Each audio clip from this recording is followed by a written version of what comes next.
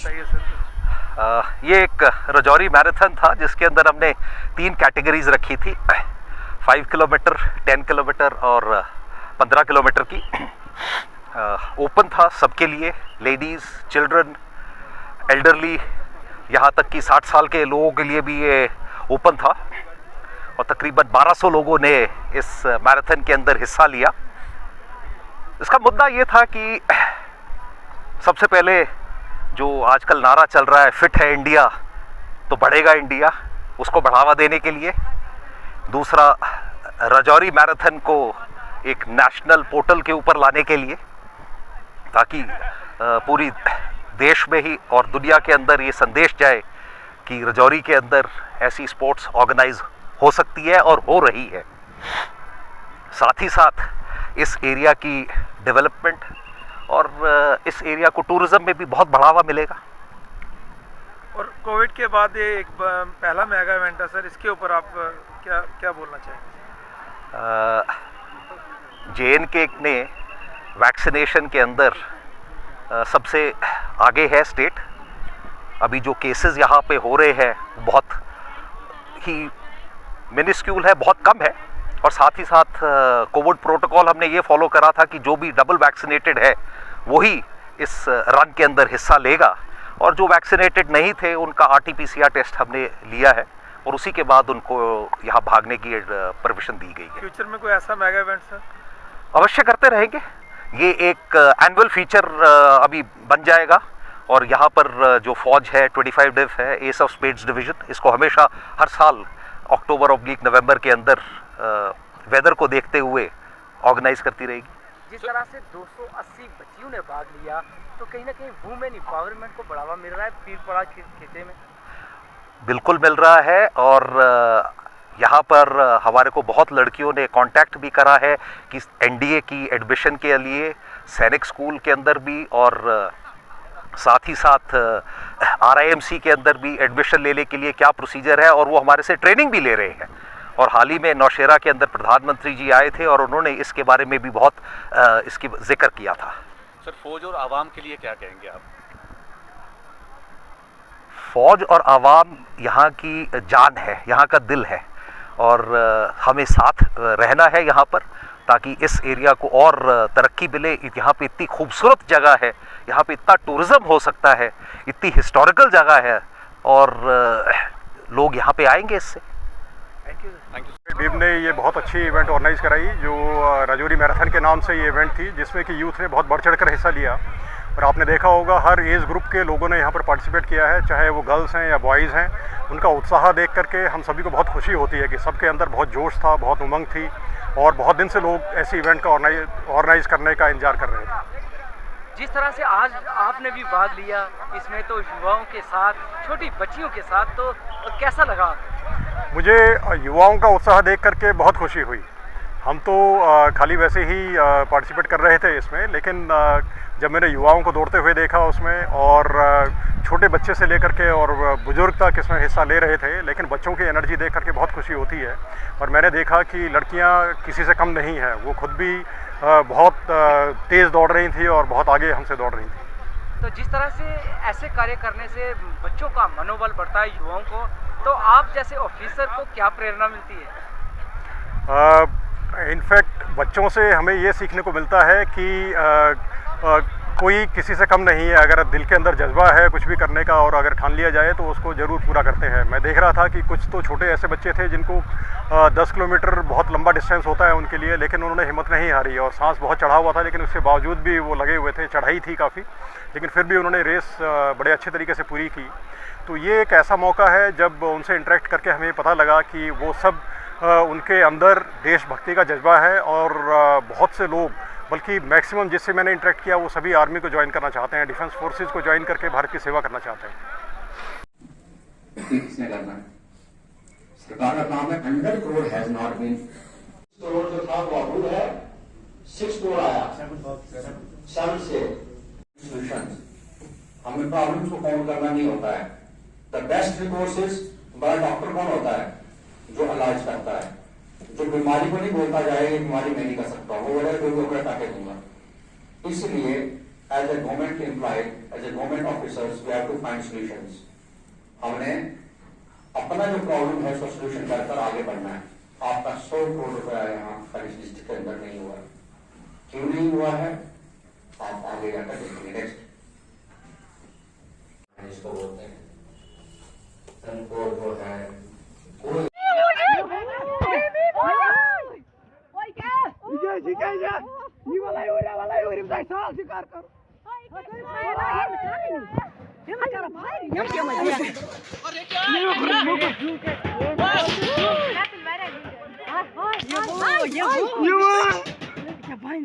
हाँ बस एक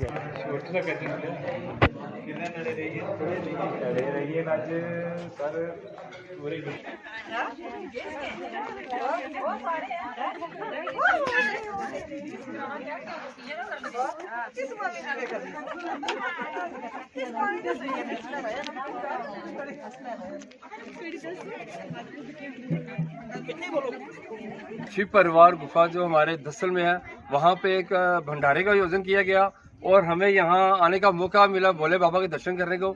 और मैं आज कहना चाहता हूँ जितने हमारे भोले के भक्त हैं, जो भी अपनी श्रद्धा से यहाँ पे कंस्ट्रक्शन का काम चल रहा है मंदिर का, मैं सभी से यही अपील करूँगा कि अपनी जो भी आप तन मन धन से जो भी यहाँ पे अपनी श्रद्धा से जो भी कोई ईंट बजरी रेता जो भी है, जो भी अपने दिल से देना चाहे यहाँ दे। कंस्ट्रक्शन काम चल रहा है।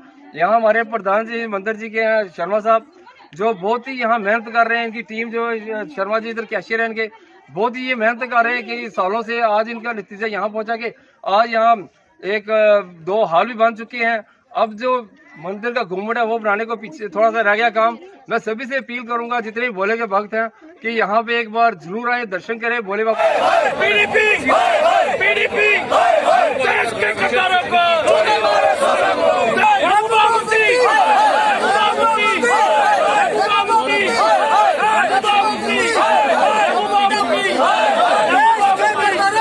टिप्पणी करते हुए सुनाई दे रहे हैं। हमने इसके ऊपर एक लिखित में एप्लीकेशन जो है SSP Poonch, additional SP Poonch, headquarter Poonch और वहां के स्थानीय एसएचओ एसडी सिंह को दी है। और उसके बाद हमने उनसे कहा कि इसके ऊपर तुरंत कार्रवाई की जाए, लेकिन अभी तक उसके ऊपर कोई कार्रवाई नहीं हुई है। देखिए जिस प्रकार से विक्रम रंधावा के ऊपर जल्द से जल्द कार्रवाई की यहाँ की गवर्नमेंट ने, यहाँ की पुलिस ने, तो ये 2 तरफ की राजनीति क्यों खेली जा रही है? जब हिंदुओं की आस्था के ऊपर भी ठेस पहुंचाई गई है, उनकी आस्थाओं के साथ भी खिलवाड़ किया गया है, तो फिर FIR केवल विक्रम रंधावा पे क्यों? ये जो शाह मोहम्मद तांत्रे है, इसको क्यों बचाया जा रहा है? हम सरकार से ये मांग कर रहे हैं कि जिस प्रकार से अगर विक्रम रंधावा के ऊपर इन्होंने तुरंत FIR दर्ज की है, तो शाह मोहम्मद तांत्रे के ऊपर भी जल्द से जल्द FIR जो है वो दर्ज की जाए, क्योंकि उसने हिंदुओं की आस्था के साथ जो है उनको ठेस पहुंचाई है। और हिंदुओं की आस्था के साथ कोई भी खिलवाड़ नहीं कर सकता। हिंदू धर्म कोई ऐसा धर्म नहीं है कि कोई भी आएगा मंदिर में लगा हुआ घंटा कोई भी बजा के चला जाएगा। देखिए हिंदू इसकी प्रतिक्रिया देंगे। अभी ये वीडियो जो है कुछ चैनलों में जो है वो वायरल हुई है, और जब ये ज्यादा वायरल होगी तो इसके नतीजे भी गंभीर हो सकते हैं। दूसरा नंबर जो PDP है, PDP लगातार जो जिन लोगों ने देश विरोधी नारे लगाए थे उनको कानूनी सहायता देने के लिए कह रही है, और वो ये कह रही है कि उन लोगों के जो है फ्री ऑफ कास्ट उनके केस लड़े जाएंगे। इससे क्लियर हो गया PDP नंगी हो गई है। रेट्स में अपना जो है जो रॉयल्टी है वो इसमें इंक्लूड है। ये याद रखें, आपके माध्यम से हम लोग ये बताना चाहते हैं, जो इंक्लूड रॉयल्टी जो है वो अप्रूव रेट है जी, और इसके अलावा रॉयल्टी और कोई नहीं है। रॉयल्टी जो है जब तवी में से नाले में से किसी दरिया में से कोई मटेरियल उठाएगा, रॉयल्टी उसको वहां पे करनी पड़ेगी, और क्रैशर से जो रेट मिलेगी उसमें रॉयल्टी इंक्लूड होगी। जो भी अप्रूव रेट है मैं आपके सामने जो है मैं आपके सामने रखना चाहता हूं। ये बड़ा एक अहम मुद्दा था जम्मू के अंदर, क्योंकि लोग जो बहुत ज्यादा तंग हुए थे, लोगों को बहुत ज्यादा मुश्किलात का सामना जो है वो करना पड़ रहा था। और आज जो है जहां हमारे डिप्टी कमिश्नर जो अंशुल गर्ग जी हैं उन्होंने जो क्लियर कर दिया, एक 15 रुपए रेट है, एक 14 रुपए है, 15 रुपए है और 12 रुपए रेट है। ये है सारे जो है क्रैशर की जो डस्ट है उसका जो रेट है वो 12.5 रुपए अप्रूव हुआ है। और इसके साथ साथ जो है सैंड जो है वो उसका जो है 15 रुपए अप्रूव हुआ है। उसके साथ साथ जो है जो क्रैशर की बजरी है जो है 80 mm और उससे ज्यादा जो है वो 14 रुपए अप्रूव हुआ है। तो ऐसे ही रेट लिस्ट जो है वो कंसर्न तहसीलदार के पास पहुंच चुकी है। और हम लोगों ने डिप्टी कमिश्नर साहब से ये गुजारिश की थी कि आप जो है पंचायती राज इंस्टीट्यूशन के नुमाइंदे, चुने हुए नुमाइंदे जो पंच और सरपंच है उनको साथ रखें और हर एक क्रैशर के बाहर, हर एक स्टोन क्रैशर के बाहर वहां पे रेट लिस्ट जो है वो लगवाई जाए। और विद बिल, जे मैं एक चीज का जरूर इस्तेमाल करूंगा कि बिल के बिना कोई भी जम्मू शहर के अंदर आपको टिप्पर हो, ट्राली हो, डंपर हो, अगर वो ओवर चार्जिंग करता है तो लोग ना दें। उसकी कंप्लेंट जो है डिप्टी कमिश्नर ऑफिस से करें, उसकी कंप्लेंट जो है कंसर्न थाने के अंदर करें, उसकी कंप्लेंट जो है कंसर्न तहसीलदार के पास करें। साली साहब हमारे आज के इस शोक सभा के चीफ गेस्ट हैं, तो और कुछ भूमिका निभाते हुए केवल हम अपनी बात संक्षेप में यहाँ रखेंगे, क्योंकि मैं आदर और सम्मान के साथ भारतीय जनता पार्टी के जी सर, शुभ नाम? मैं शिवन खैबरी, चेयरमैन पंडित प्रेमनाथ भट्ट मेमोरियल ट्रस्ट। कश्मीर के, बल्कि मैं कहूँगा जम्मू कश्मीर के एक नामवर फिजिशियन, एक लिटरेरी फिगर, एक सामाजिक कार्यकर्ता डॉक्टर के.एल. चौधरी नहीं रहे। वो बजाते खुद एक इंस्टीट्यूशन थे। उनका व्यक्तित्व जो था बहुआयामी था कि किस एंगल से उनके व्यक्तित्व का वर्णन करें ये बहुत ही मुश्किल है। आज हमने एक शोक सभा का आयोजन किया है उनको श्रद्धांजलि अर्पित करने के लिए, श्रद्धासुमन अर्पित करने के लिए, और उनकी जो खिदमत हैं, सेवाएं हैं मेडिकल फील्ड में, अनगिनत लोगों को जो उन्होंने ठीक किया, ट्रीट किया, क्योंकि वो जिसे हम तशखीस कहते हैं, डायग्नोसिस कहते हैं, जांच कहते हैं, क्लिनिकल जांच कहते हैं, उसमें वो निपुण थे। वो चेहरे को देखकर पेशेंट की बीमारी का आंकलन करते थे और फालतू के टेस्ट, फालतू के पैथोलॉजिस्ट टेस्ट, एक्सरेज वक्सरे जो नहीं चाहिए होते थे वो कभी भी नहीं कहते थे। आज उन पेशेंट्स को एक कमी लगती है, बल्कि जनरल पब्लिक को भी लगती है कि ऐसा एक नामवर डॉक्टर नहीं रहा। इसके अतिरिक्त वो लिटरेचर में काफ़ी इंटरेस्ट रखते थे। उनकी किताबों को पढ़कर ये लगता है कि वो डॉक्टर नहीं है, बल्कि एक बहुत ही उच्च कोटि के एक लिटरेरी फिगर है।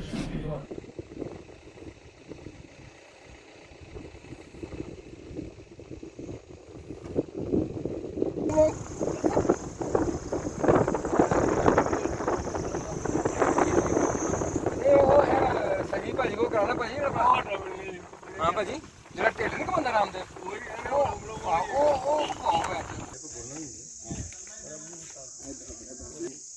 नहीं, ਤੁਸੀਂ ਨਾ ਇੱਕ ਆਸਨ ਕਰਨਾ ਲੌਂਗ ਬਲੋਂਗ उन्होंने कहना किहड़ा नवां आसन आ गया भैन ढिड घट ते बंदा ज्यादा इधर उत्थे तो 11 बजे आए, इधर आए नहीं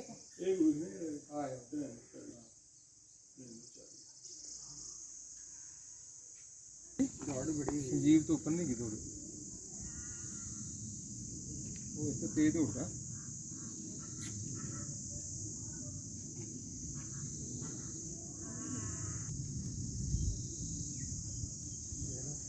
रोज शेर में तो हर गाँव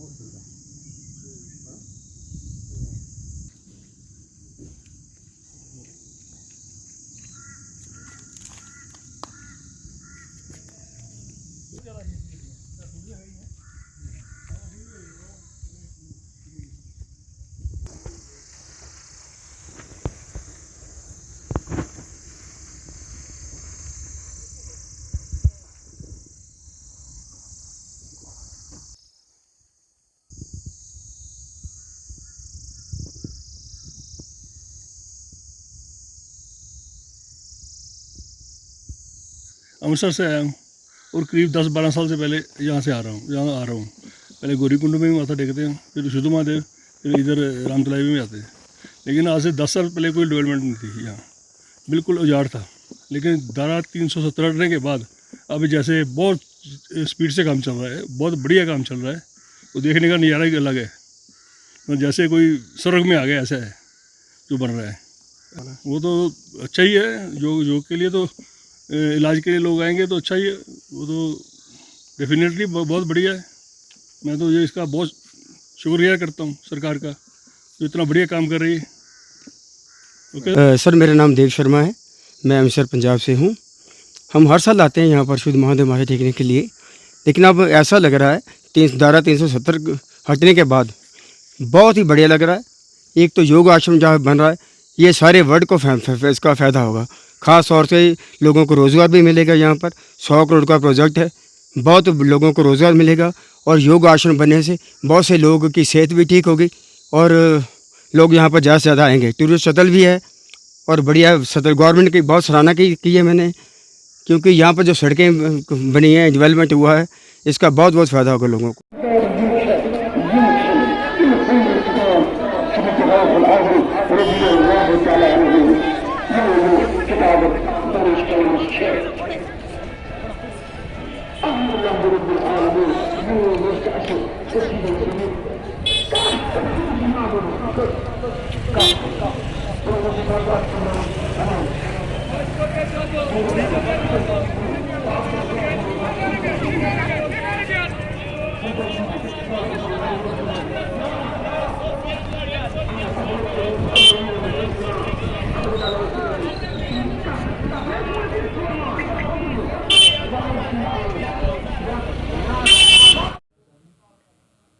मैं मुखातिब हूं सीधे जम्मू संभाग की जनता से, मैं मुखातिब हूं सीधे हिंदुस्तान की जनता से, भारत की जनता से, कि इस षड्यंत्र को समझिए। यह जो तिलिस्म इंडियन स्टेट, इसकी इंस्ट्रूमेंटेलिटी सरकारी तंत्र पे किया गया है, जिस तरीके के इंडिविजुअल्स प्लांट किए गए हैं, जिस तरीके के पॉलिसी स्ट्रक्चर्स प्लांट किए गए हैं, उन्हें ध्वस्त करने में एकजुट जम्मू की लड़ाई में पूरा अपना सहयोग दीजिए। यही निवेदन मैं आपके माध्यम से आज पूरे देश की जनता और जम्मू की जनता से करता हूं। अंकुर जी, सब जानते हैं कि रोशनी स्कैम को उजागर करने में आपने अपनी अहम भूमिका निभाई है। हाई कोर्ट ने आप केवल यही समझिए कि लेफ्टिनेंट गवर्नर के एडवाइज़र बहुत लंबे समय तक वो व्यक्ति रहे जिस व्यक्ति पे रोशनी स्कैम में FIR दर्ज थी। तो आप इस एडमिनिस्ट्रेशन की सीरियसनेस, दूरदर्शिता और कमिटमेंट टू द कॉज, उसका तो आकलन स्वयं ही लगा सकते हैं, मुझे तो बयान करने की ज़रूरत नहीं है। ना केवल बचाने की, बल्कि एक इकोसिस्टम क्रिएट करना जहां जम्मू कमज़ोर हो जाए, राष्ट्रवादी कमज़ोर हो जाएं, जम्मू कश्मीर में जो राष्ट्र का ध्वज पकड़ने वाले जो लोग हैं, जो जनता है, वो लैसरेट हो जाए, वो बर्बाद हो जाए, वो तबाह हो जाए। वो सब करने का काम इंडियन स्टेट, इसकी इंस्ट्रूमेंटैलिटीज वो करती। टारगेटेड किलिंग्स के ऊपर भी हमने प्रेस कॉन्फ्रेंस की थी, उस पर भी आपने सरकार का नज़रिया देख लिया था कि टारगेटेड किलिंग्स या जेनोसाइड ना कह के ये कहना कि ये किलिंग्स कश्मीरी मुसलमान को बदनाम करने के लिए की जा रही हैं, आपको सरकार की सीरियसनेस, लेवल ऑफ अंडरस्टैंडिंग या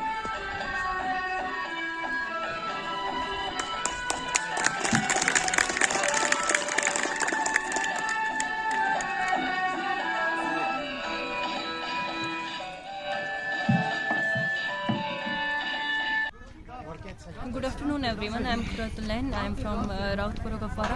आज जो मीटअप हुआ यहाँ स्कूल में, जो कि चाइल्डहुड स्कूल है, यहाँ बहुत अच्छा लगा। पुराने फ्रेंड्स से मिलकर, पुराने टीचर्स से मिलकर, जिनसे हम पढ़ा था, जहाँ से हमारी बेस बनी थी। और recently I am pursuing bachelors degree, जो कि मैंने अभी इंजीनियरिंग की है जम्मू यूनिवर्सिटी से। Thank you.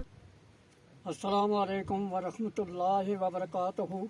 साइमीन हजरात, हम जुमा की नमाज की अदायगी करने के बाद जुमा मस्जिद के ग्राउंड में खड़े हुए हैं और हमारे कुछ मतालबात हैं जो हम मीडिया तक और सरकार तक पहुँचाना चाहते हैं। वो मतालबात हमारे ये हैं कि जिस तरह सरकार ने दिवाली के ऊपर कुछ डीजल और पेट्रोल का रेट कम किया है, इसी तरह जितनी एशियाई खुर्दनी है प्याज से लेकर दालों से लेकर तमाम जितनी अशिया ज़मींदार लोग खाते हैं या शाहकार लोग खाते हैं, सभी खाते हैं। इनको इनमें भी कमी लानी चाहिए, क्योंकि ये दिवाली का जो त्यौहार होता है ये बहुत बड़ा एक मुतबर्रक होता है। जिस तरह के हमारी ईद होती है, इस तरह हिंदू मज़हब रखने वालों का ये त्यौहार होता है। और इस त्यौहार की खुशी में ये जिनसें जो हैं ये कम होनी चाहिए इनके रेट, ताकि ये ज़मींदार लोग जो हैं ये अच्छे ढंग से अपनी अयाम ज़िंदगी जो बकाया इनकी यहाँ गुजार सकें। दूसरा ये है कि हमें जो स्टोर यहाँ मिलता है उसमें भी कुछ हेर फेर हो रहा है। कभी रेट किसी का ऊपर होता है, कभी नीचे होता है। और जो बैग लाए जाते हैं चावलों वाले या आटे वाले, उनकी भी पैसे लगाए जाते हैं। तो मैं सरकार से ये अपील करना चाहता हूँ कि क्या ये जो बैग साथ होता है इसका भी कुछ मुआवजा लगा दिया जाता है, कुछ रेट होता है, इसका भी टैक्स होता है। तो हम गरीब लोगों से ये वसूल किया जाता है और हमें कुछ राशन जो है वो फ्री नहीं मिल रहा, सब का सब ही कीमती मिलता है। कुछ ग्राम कीमत पर मिल रहा है, कुछ थोड़ी सा जो राशन मिलता है वो सस्ते दामों में मिलता है, बाकी ग्राम कीमत पर मिलता है। तो लिहाजा मैं सरकार से ये रिक्वेस्ट करता हूँ कि हम गरीबों पर ये कर्म नवाजी की जाए और राशन जो है ये फ्री चंद महीने हमें दिया जाए, क्योंकि मौसम की खराबी की वजह से हमारे फसलें सभी कम हुई हैं। तो दूसरा यह है कि जितने हमारे अजीज़ो कारब छोटे बच्चे डेली यूज़र हैं, ख्वाह PHE में हैं, ख्वाह बिजली में हैं या कहीं भी हैं, वो डेली यूज़र हैं, उनको सरकार मेहरबानी करके उनको पक्का किया जाए ताकि उनके अयाम ज़िंदगी और उनके बाल बच्चों के ज़िंदगी भी आसानी से गुजर सके। तो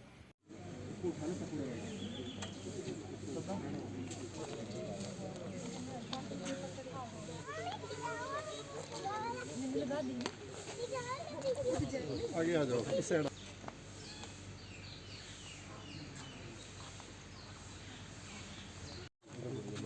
एक मिनट, वो बना रहे, ले लो।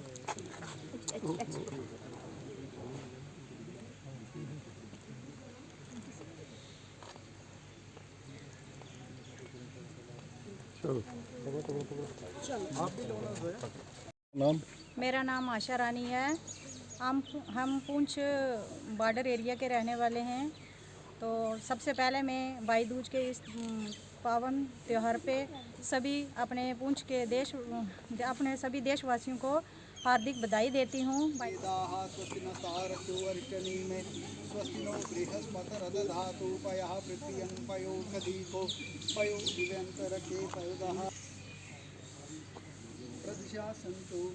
बोल रहा हूँ, ये रोड हमारी ढींग से मजोर स्टार्ट हुई है। ये PMGSY के अंडर बनी है पहले भी, और अभी दोबारा लुक डाली है। ये 8 साल के बाद लुक डाली है।